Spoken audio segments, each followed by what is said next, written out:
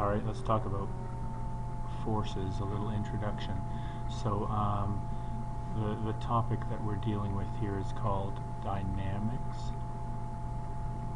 It's the study of forces or the causes of motion. Because anytime you've got a force acting, it usually results in some sort of motion.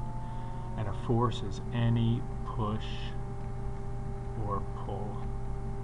Now there's a couple of ways to measure it. We can use an electronic sensor,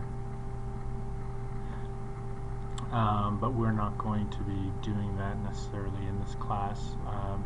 The one we'll be using is called a spring scale. Here it is here. Whatever the little hook is what you're grabbing onto, maybe you're hanging something on it, and then this part right here, it moves down, and then I measure it using this scale. So spring scale. Forces are measured in newtons, so capital N after Sir Isaac Newton.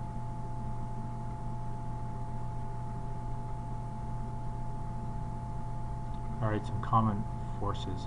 The big catch-all, if you're not sure, we often call it an applied force. So this person is pushing on the box, that's FA. Yes. Applied force. A pull from a rope or a spring we call tension. I use a capital T. Some books might use an F with a little t. Let's scroll down just a bit here. Alright. Here's a box sitting on the ground. Gravity is definitely pulling the box down, and therefore the box, something's got to be pushing it up. And we call this the normal force. It's a perpendicular force from the surface the object is resting on, and we use the symbol Fn. A force that resists motion or attempted motion is friction. Oops. It always acts opposite to whatever way that the object is moving, and I use F with a little f. And gravity. And we use the symbol Fg, and it has a formula, and for now, if I ask you to calculate it, force of gravity equals mass times g, where g is 9.8 meters per second squared. That's how I calculate the force of gravity, and we'll talk more about that later. In nature, there are four fundamental forces. There's the strong nuclear force. It happens in the nucleus. It holds the nucleus together. Inside the nucleus, there are protons. Protons are all positive. Positive things do not want to hang out together.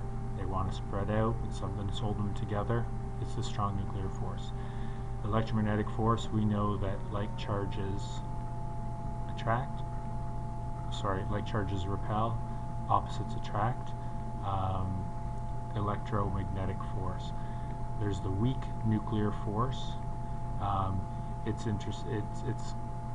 used to control fusion in atoms. It's very weak, and well, compared to some of the others. And then we have the force of gravity, which there's attraction. Anything that has mass attracts anything else that has mass. Just a couple of things about their strength. If we assign gravity a strength of 1, relatively speaking, the weak nuclear force is 1 times 10 to the 25 times stronger. Electromagnetic force is 1 times 10 to the 20 times stronger, and 1 times 10 to the 38 times stronger. These guys are so much stronger than gravity. Gravity is definitely the weakest. And how far do they act? The strong nuclear force and the weak nuclear force are basically working inside an atom, so this is 1 times 10 to the minus 15 meters and 1 times 10 to the minus 18 meters. And these last two, their range is infinite. Theoretically, practically speaking, when you get two things far enough apart, they no longer attract each other. But in theory, these things can affect each other even when they're enormous distances apart. And we would see the chart just like this on page 121 of your textbook if you wanted to see it there. And that's been our introduction to forces.